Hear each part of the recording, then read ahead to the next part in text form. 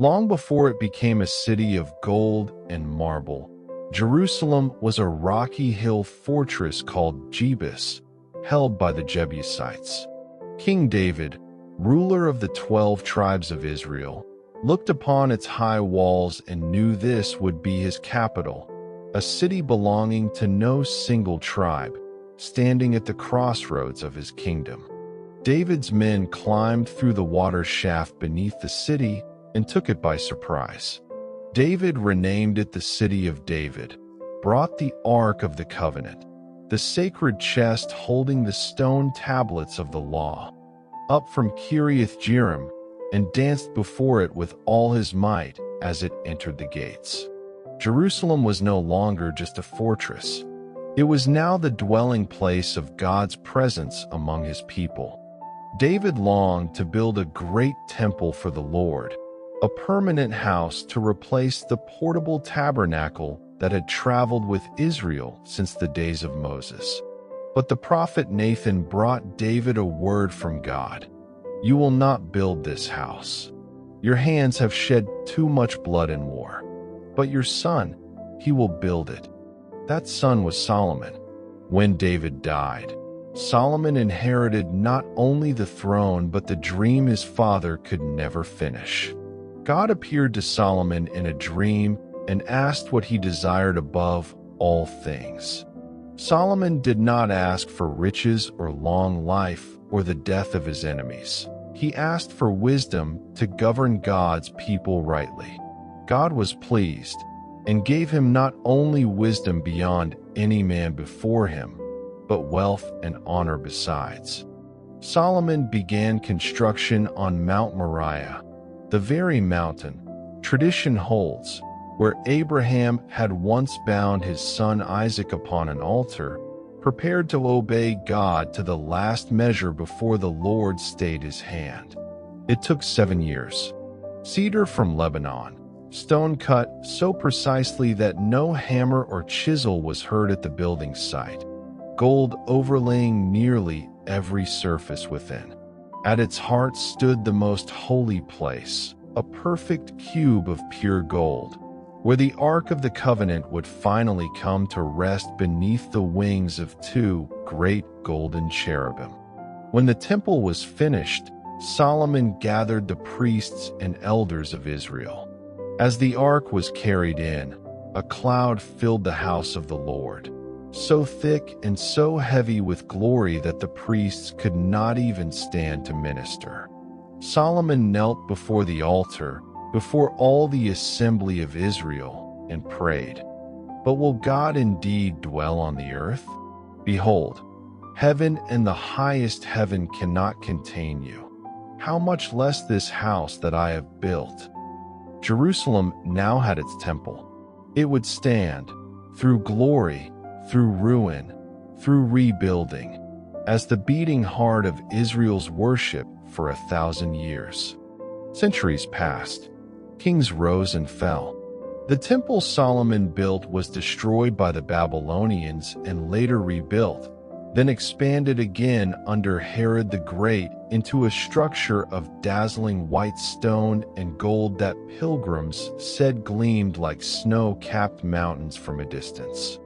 It was to this Jerusalem, during the Feast of Passover, that a man named Jesus of Nazareth came riding, not on a war horse, but on the colt of a donkey, just as the prophet Zechariah had said the king would come, humble and mounted on a donkey. The crowds could not contain themselves. They tore branches from palm trees and laid their cloaks in the road before him, shouting, "Hosanna to the Son of David! Blessed is he who comes in the name of the Lord." It was the beginning of a week that would end in a way none of them expected.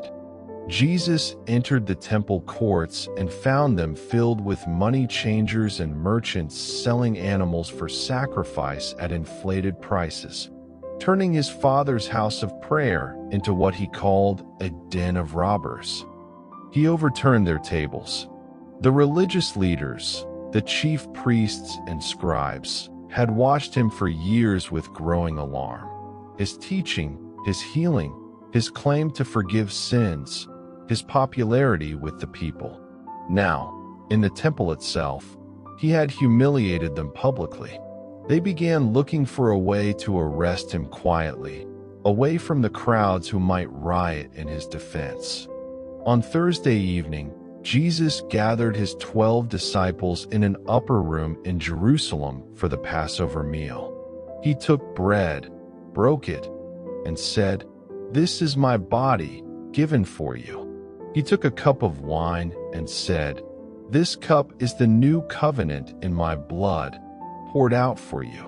He was telling them, in that quiet upper room, exactly what was about to happen, though they did not yet understand.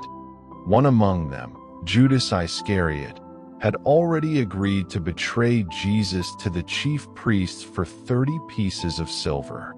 After the meal, Jesus led his disciples out through the city gate to a garden on the Mount of Olives called Gethsemane.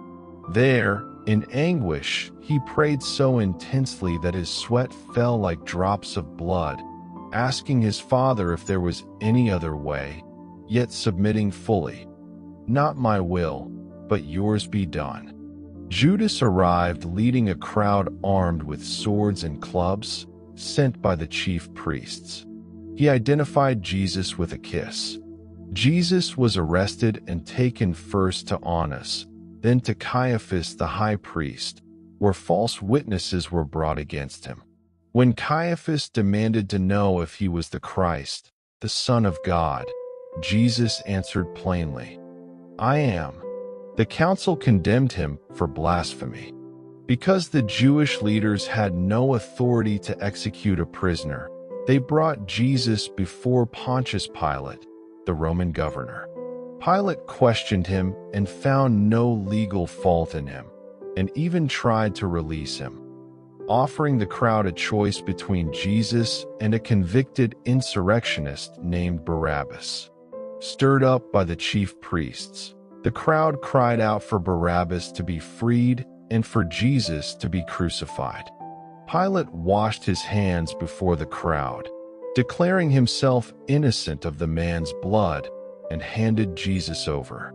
Roman soldiers mocked him, dressed him in a purple robe, pressed a crown of thorns onto his head, and beat him. Then they led him out of the city to a place called Golgotha, the place of the skull. There, between two criminals, Jesus was nailed to a cross. Above his head, Pilate had a sign fixed, "Jesus of Nazareth, King of the Jews." His mother Mary stood near the cross, along with the disciple John and other women who had followed him. From noon until 3 in the afternoon, darkness fell over the whole land. Jesus cried out, "It is finished," and breathed his last. At that moment, the curtain in the temple, the very veil separating the most holy place, the one Solomon had built centuries before, tore in two from top to bottom. A wealthy follower named Joseph of Arimathea asked Pilate for the body and laid Jesus in a new tomb cut into rock, sealing it with a great stone. Roman guards were posted to watch it, for the chief priests feared his followers might steal the body and claim he had risen, as he had said he would. On the first day of the week, before dawn, Mary Magdalene and other women came to the tomb to anoint the body with spices. They found the stone rolled away and the tomb empty. An angel told them, "He is not here, for he has risen, just as he said." Mary Magdalene stayed weeping in the garden, and there she met a man she thought was the gardener. He spoke her name, Mary. She turned and recognized her Lord. That same day, the risen Jesus appeared to his disciples, showing them the wounds in his hands and side, breathing peace upon them.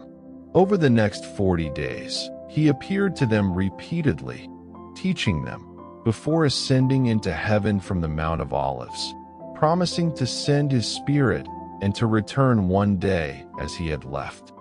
Jerusalem holds within its walls the whole arc of this story.